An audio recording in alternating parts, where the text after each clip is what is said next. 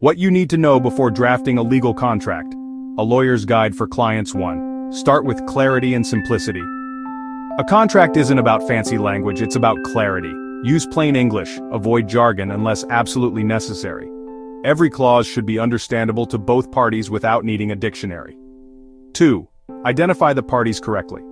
Make sure names, addresses, and roles are accurate. If one party is a company, include its registration details. Mistakes here can invalidate the contract. 3. Define the purpose clearly. Why are you entering this agreement? Spell it out. This sets the tone and helps courts interpret the contract if there's ever a dispute. 4. Include key definitions. If you're using terms like services, deliverables, or confidential information, define them. Don't assume the other party interprets them the same way you do. 5. Detail the obligations of each party.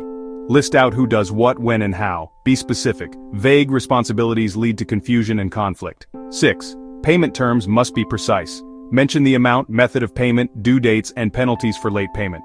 If there's a refund policy, include it. 7. Duration and termination clauses.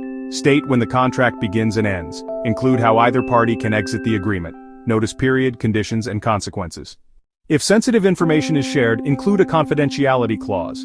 If intellectual property is involved, clarify ownership and usage rights.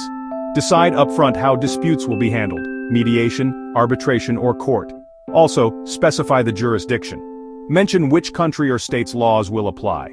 This is crucial for enforceability. Protect both parties from liability in case of unforeseen events like natural disasters or government shutdowns. These include entire agreement, amendments, notices, and severability.